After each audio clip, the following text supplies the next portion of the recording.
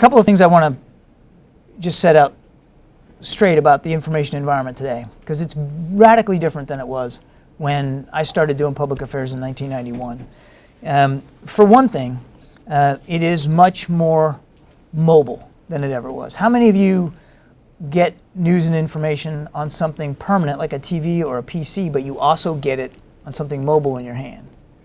8 out of 10 Americans are in the same boat.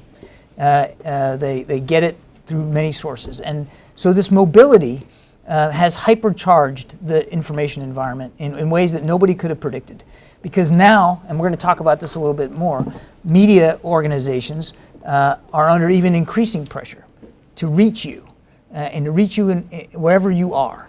And so that has led to a speed, an acceleration in the information environment that I don't think anybody could have predicted.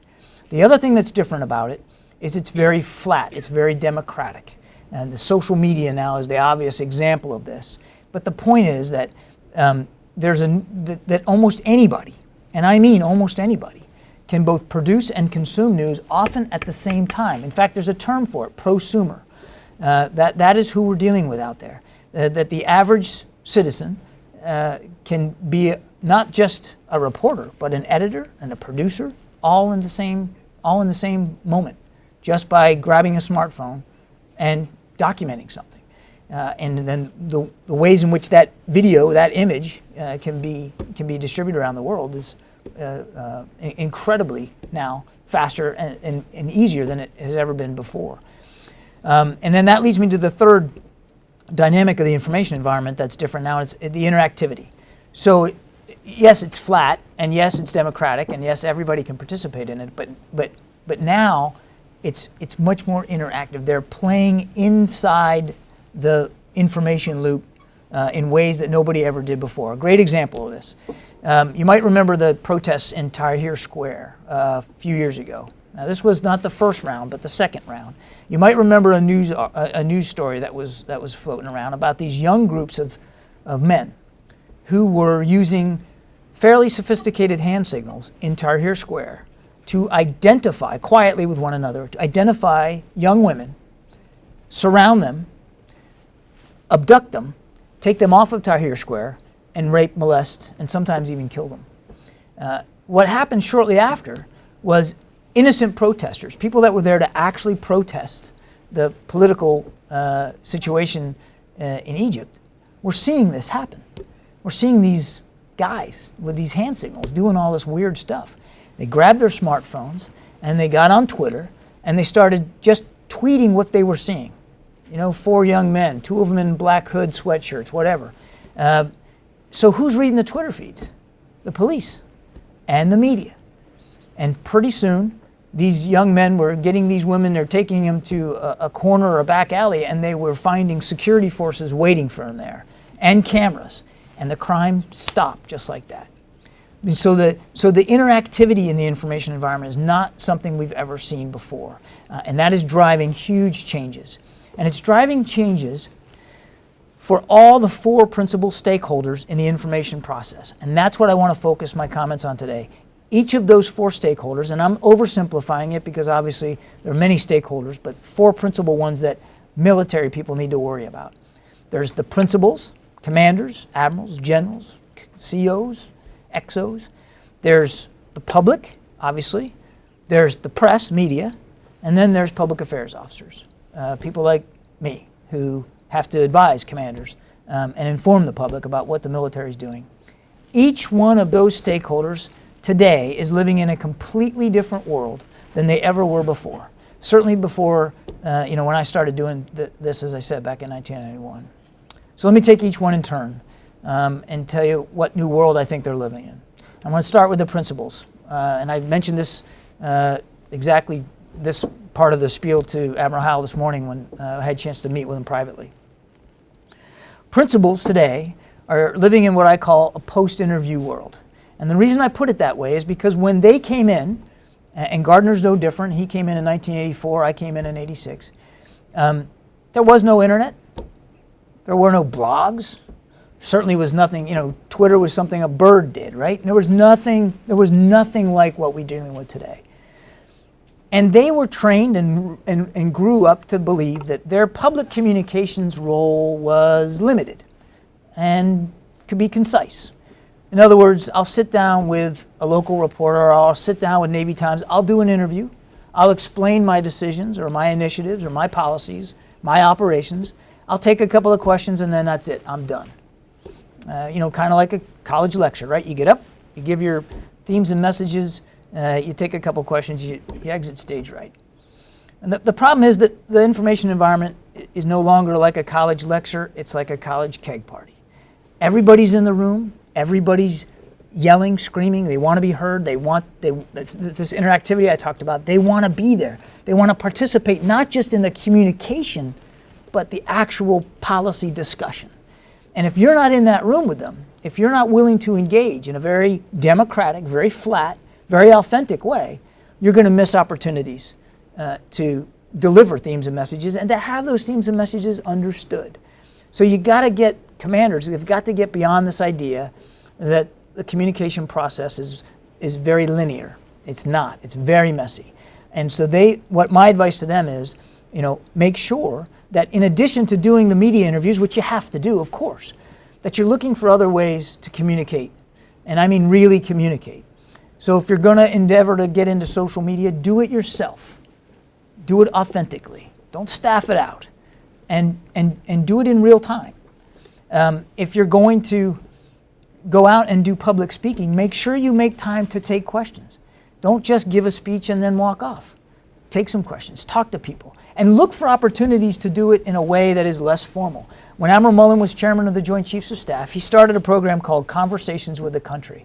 And every month, we would send him out to some place in America, usually it was a small town, where he would, for 2 days, meet local business owners, not in a conference room, but at their actual place of business, and talk to them about what they were going through, particularly if they were veteran-owned or they were hiring vets. And he wanted to understand the problems that they were facing. He would meet with chambers of commerce, the Lions Club. He would go to hospitals, not just to visit with wounded troops, but to visit with doctors and nurses who were exploring groundbreaking new technologies to kind of figure out where things were going and what we could learn about in the military. He made communication a very personal task, and he spent more time listening than he did talking. And listening is the most important aspect of communication, and it's also the most overlooked. You've got to listen, and that means being willing to just sit and have people explain their perspectives to you. If you can do that, then obviously you're going to be more authentic in this new information environment where people do want you to listen to them. And then that brings me to them and the new world that the public is in, because I think that's one that we really need to understand, I think, more than any of the others. The public live in what I call a post-audience world. You can see a theme here, post-interview, post-audience. You're going to hear more of this. Post-audience world. And I mean, there's two aspects to that. The first one, fairly simple, but worth spending a little time on. When I started doing public affairs in 1991, and they taught me how to write public affairs plans, communication plans, one of the first things you did was you sat down and you wrote who your audiences were. Congress, sailors, families, American people, the people who live in Memphis, Tennessee, whatever it is. You identified your audiences. And then you said, okay, what are the messages that I need to deliver to those audiences? And you wrote those out. And oftentimes they weren't always the same thing, right? Because we had this idea that, well, we need to tell Congress this because Congress needs to understand this aspect of the policy, but we don't really need to explain that to sailors and families. They don't care about that. And we parsed it all out, and we wrote this very intricate communication plan. That won't work anymore. There's no such thing as a discrete audience anymore. What you say to one, you say to all, and you say it instantaneously. As soon as it's out of your mouth, or as soon as you put it on Twitter, it's gone. Now, I know that's self-obvious, everybody gets that, but I don't think, while we get it tactically, we get it strategically. We don't necessarily understand that you get one shot at a message, and you got to make it universal, and you got to make it concise and simple so that everybody can understand it. The best military commander that I saw who understood this really well was General John Allen when he was the commander of the ISAF mission in Afghanistan. I had an opportunity to go out and help him for a couple of months. He was in between spokesmen, I was the co-spokesman for Secretary Panetta. He had two of them, and they could spare me, so I went out for a couple of months to Kabul just to help him get through the gap. And I'd really never worked with General Allen much before. We didn't know each other very well. But I grew to just have enormous respect for him. And how many of you have served in Afghanistan? I'll look at all those hands. So this will probably resonate with you. He knew that everything he did sent a message. Not just everything he said, everything he did sent a message. And he also knew that the message was sent to the capitals of Europe, to Washington, D.C., to the Taliban, to the Afghan people, to village elders, all at the same time. And so when he tasked the themes and messages out to his strategic communication shop, he did it with that in mind, that as soon as ISAF said something, or as soon as ISAF reacted to something, it was going to be consumed in all these different places, and people in those different places were going to have a view, sometimes a different view, of that theme or message, but that it had to be the same. Whatever he said to one, he had to say to all, and he had to say it instantaneously. I remember just when I got there was when, you might remember this, when those Qurans and religious materials were inadvertently put in an incinerator. And then that led to protests in and around the base, and then I think it was at Bagram, and then also elsewhere throughout the country.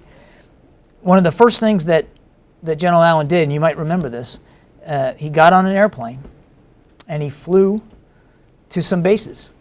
And he took a camera crew with him, a NATO camera crew. He couldn't, a small plane, he couldn't take a lot of reporters. But he had his remarks documented on video. And when he went and he told the troops, this isn't who we are. This was a mistake. We'll get through it. This is not who we are. This is not about the mission. This is not what we're here to do.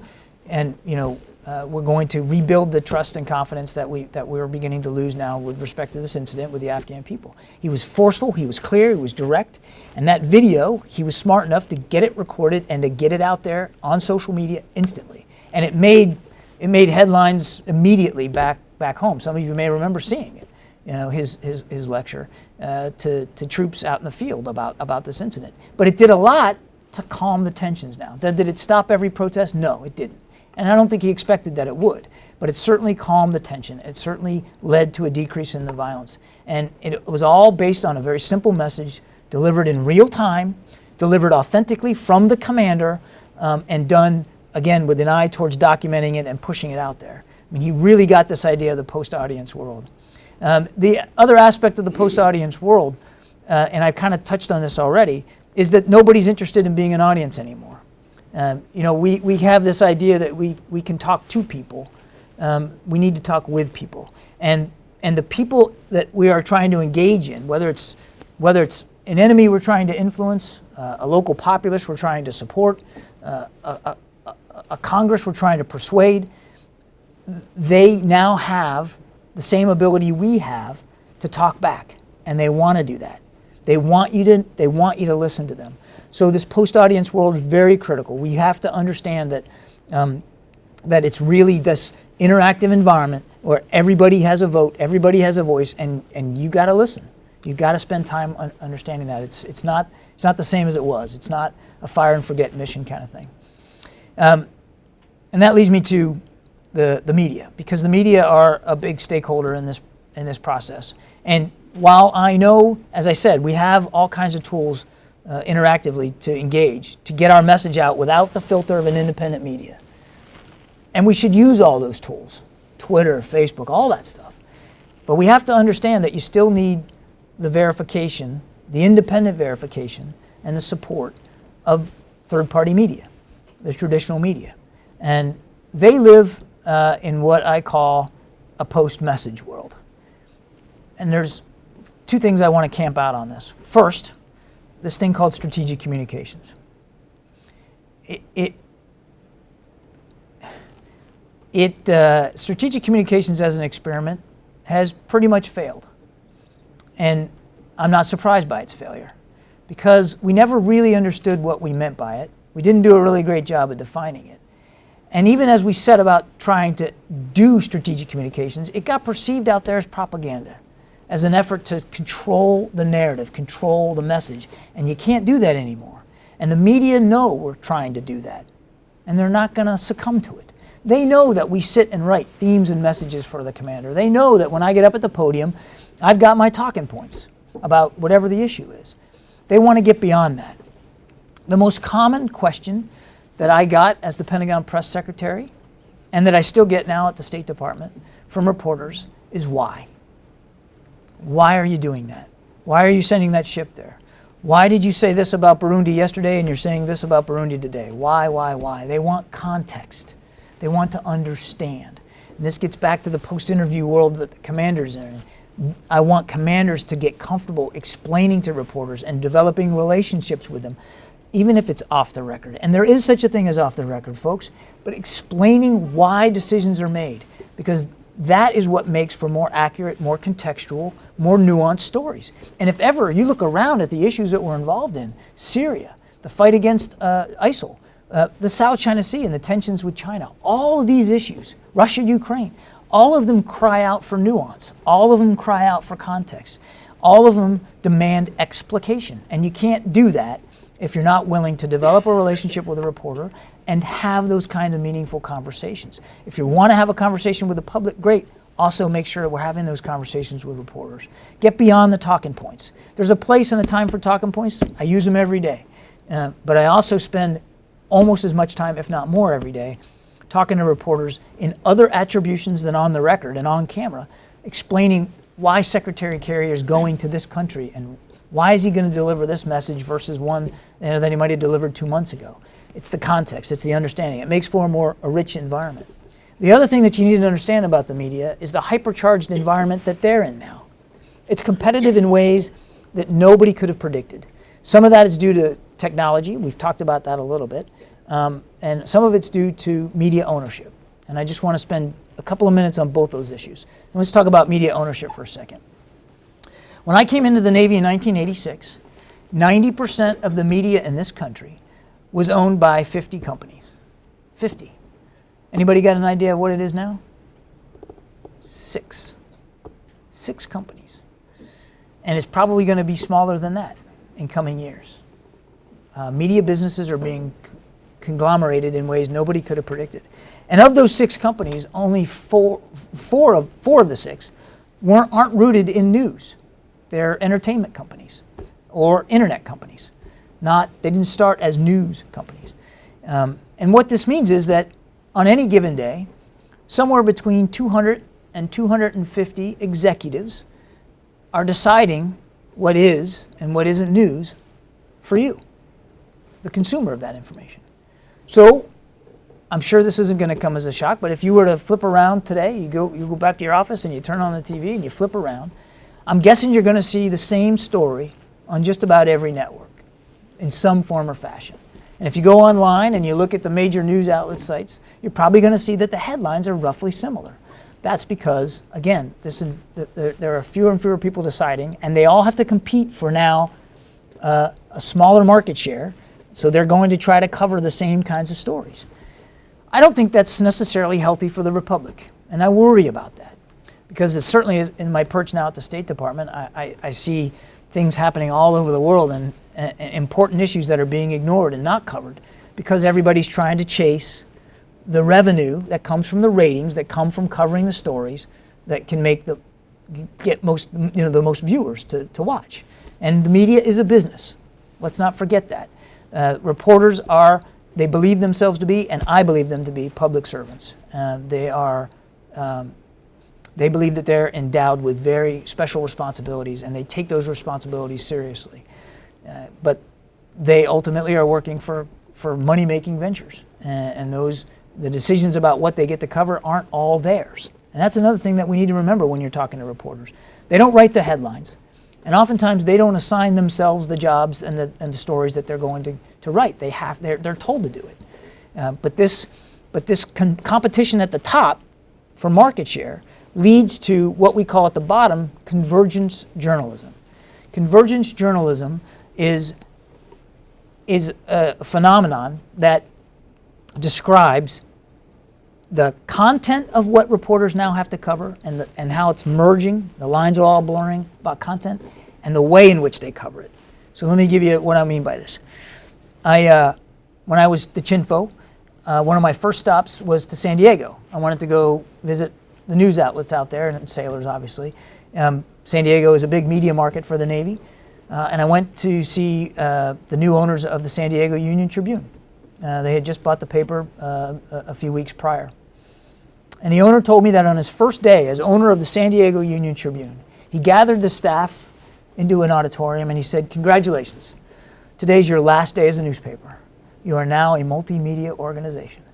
And then he spent about $1 million and he built a TV studio on the ground floor and he issued digital cameras to all the reporters.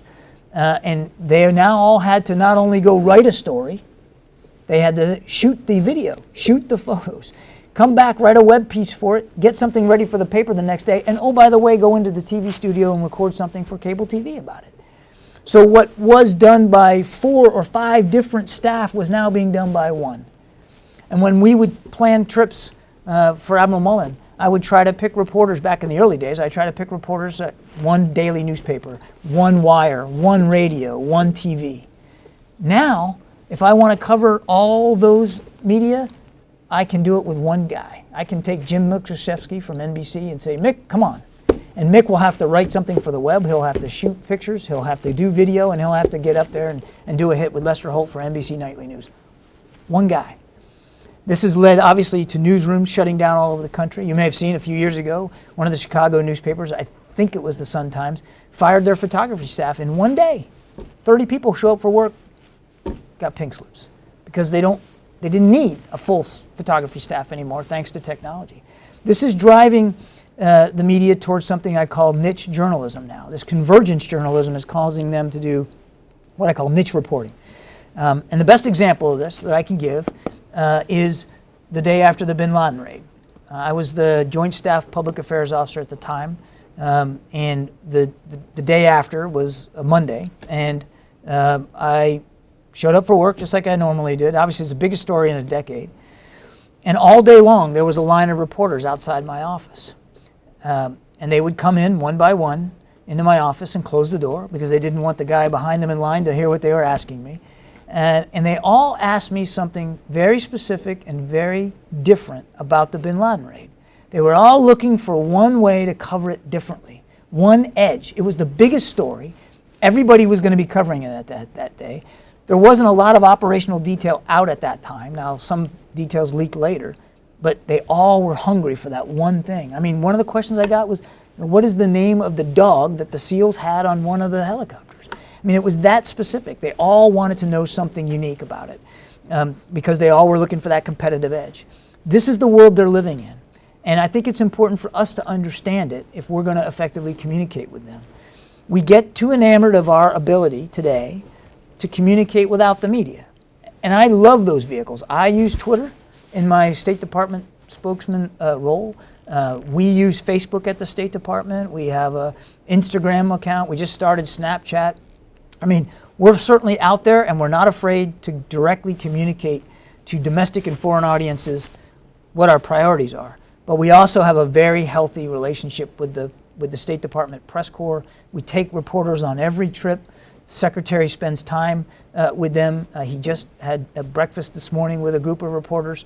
I mean, this is something that he takes very seriously and we take very seriously, because if you can get independent reporting that properly captures the why, the context of what you're trying to do, then it's yet one more way of authenticating the policies that you're pursuing. Doesn't mean that you have to like every headline or what they write. I mean, a good balanced story is going to be just that. It's going to be balanced, and there's probably going to be stuff in there that you're not crazy about. And there's probably going to be quotes in there from some expert or some anonymous source that runs contrary to what the institution believes. That's okay. All of that and your ability to live in that environment shows that you're not afraid, and your policies are valuable and that they are worth talking about and they're worth debating about. You know, dissent is not, treasonous. It's not something to get upset about. It's actually something to embrace and to welcome. One of the things I learned here at the War College was the value of counter-argument and accepting it, knowing you're going to get it, preparing for it, being able to rebut it, and having that discussion. And that's a very healthy place to be. Too often, certainly when I was in uniform, I heard from commanders that didn't want to engage because they didn't want to be argued with by anybody out there, or once they got engaged and there was a contrary source in a story, they just threw up their hands and, well, why did I do that? Why did I spend time with that reporter when somebody else was refuting exactly what I said in the same story? The reason is because now you're in that story. Your side's being told. You're out there, you're engaging, you're having a conversation. And you can't convince, you can't persuade, you can't inform, you can't educate if you're not willing to open yourself up to criticism and scrutiny. And that leads me, because I promised I wouldn't talk for long, and I'm already talking longer than I should, but that leads me to the last stakeholder, who I'm actually pretty partial to, and that's the public affairs officer. And the public affairs officer lives in what I call a post-clandestine world. That doesn't mean that I think operational security should be violated or that the PAO should be free to just talk about whatever they want to talk about. What I mean is that oftentimes, well, not oftentimes, every day, things are going to get out into the media space that we didn't plan on and that we don't like and that we can't stop. And some of it has to do with operations. Now, hopefully, it's not about future operations, but sometimes it is. And if you're a public affairs officer, if you as the commander don't keep them informed, if they don't know what's going on, if they don't know where your headspace is, they can't properly articulate and defend the institution in that information environment. It's going to get out. Almost always, it's going to get out. Now, again, there are lots of things that never get out, and I'm appreciative of that. But by and large, the approach that you as leaders need to take is that it's probably going to get out. And how are we going to shape it when it does? Or alternatively, should we just get it out there ourselves rather than wait for it to get out? Again, operational security has to be dominant here. I'm not suggesting at all that that we treat classified information lightly or we put people at risk. But I think we need to approach the operational world from the expectation that because everybody has a smartphone, because they're going to be on the ground documenting things when the bombs drop, we need to be ready to speak to that. We need to be loaded up. And that means your PAO has got to be close to you. And you've got to develop a relationship, a trusting relationship with a public affairs officer. It also means that the public affairs officers today have got a special responsibility of their own. They have to prove to be trustworthy. They have to prove to be good counselors and not be afraid to speak truth to power. This is one of the problems that I saw as the CHINFO, that we had a young generation of PAOs that were very talented, very smart, very adroit in this new information environment that we're living in, but hadn't been told it was okay to argue with the boss, to come in and say, you know what, sir, you shouldn't say it that way. Here's the way it should be said. Or you shouldn't make this decision. It should be this. One of the things that I loved the most about working for Admiral Mullen was he expected me to be in the room at almost every turn. There were very few meetings where I was not expected to attend. When he was doing flag officer detailing, obviously he didn't want me in there for that. And when he was getting briefed on special access programs that I wasn't cleared for, obviously I had no place being in the room for that. But pretty much every other kind of meeting, I was welcome, if not desired. And what he expected of me was that I wasn't just going to pipe up when I thought there was a communication gap forming or when I thought something should be messaged a certain way. He wanted me to give advice and counsel on the actual decisions he was making, the policies that he was pursuing, the advice that he was preparing to give to the Secretary of Defense or the President. He wanted a communicator in the room to kind of help him think through how is that advice going to land out there in this dynamic, interactive, democratic, mobile information environment, and how should we craft it differently? And it forced me to broaden my own perspective, that as a PAO, I wasn't just a communicator, I was a true counselor. And that's what I want the young ones to be. But some of them have trouble. I spoke to many of them this morning and a little bit in this very room. Some of them are working for commanders who still think, regrettably, that communications is a tangential affair. It's something for somebody else to do, not them. They very much don't believe they live in a post-interview world, and they only want to see the PAO when there's something wrong that needs to be fixed, or a press release needs to be sent. And they're missing so many key opportunities. But as I said, There's a responsibility by the PAO, and that they have to prove themselves worthy of that trust, and prove themselves courageous enough to speak truth to power and to be engaged. I think the Navy does a good job of this in the community in terms of developing good, competent public affairs officers. It's not all the services, I think, approach it the same way, but they're getting better, and it's important. You cannot go to war anymore without public affairs. Whether you believe it or not, it's true. I'll end with this anecdote. I remember when I became a PAO. First of all, I didn't choose the community, it chose me. I was teaching at the Naval Academy. I didn't necessarily want to stay surface warfare, but I didn't want to leave the Navy. So I didn't know what I was going to do. So a friend of mine who felt the same way, we went and got a paper plate, and we drew with a marker 8 slices of pie on this paper plate. Then we went to the clinic at the Naval Academy, and we got a tongue depressor, and we drew an arrow on the tongue depressor, and we stuck the tongue depressor to the plate with a tack. And every day we spun the tongue depressor, and every day it landed on a different piece of pie in which we had written a community that we could transfer into. Intel, supply, cryptology. We even had one for the Coast Guard, because back then you could lateral transfer from the Navy into the Coast Guard. And public affairs was obviously one of the slices of pie. After 2 weeks, I don't know what made us do it, but we shook hands, we said today's the day, and here I am. I became a PAO that way. But I remember that, and I'm not recommending this as a career development tool. I got lucky, but it's not the way you should do it. But after a few months, I remember writing down in a journal, and if you don't keep a journal, I highly recommend you do that. But I wrote down in my journal that I think I had made a mistake, that it was my belief, as a brand new PAO, and this was in 1991, that if I actually wrote this, if every public affairs officer in the Navy dropped dead, the Navy could still do its job.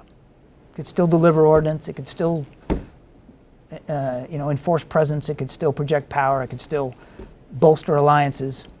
I don't believe that for a second anymore. And most commanders don't believe it either.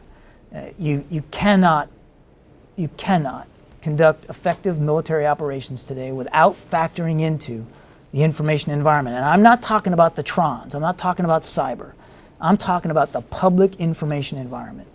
Because everything we do now, just like this lecture, everything we do now can be documented and preserved for posterity forever. It's out there.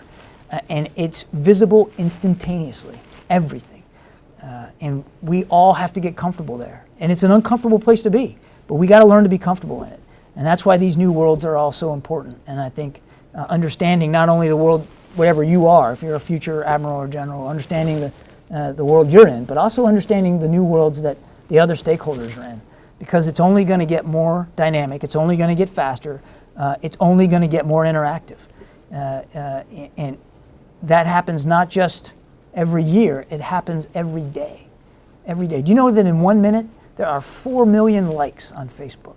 There are 400 hours of video posted to YouTube every minute of the day. There's something like 400,000 tweets every minute of the day. I mean, it's incredible. And again, I don't see any way that slows down. So I would just say, lastly, buckle up, because you're going to need it. Things are going fast. And I'll stop there. Thank you very much.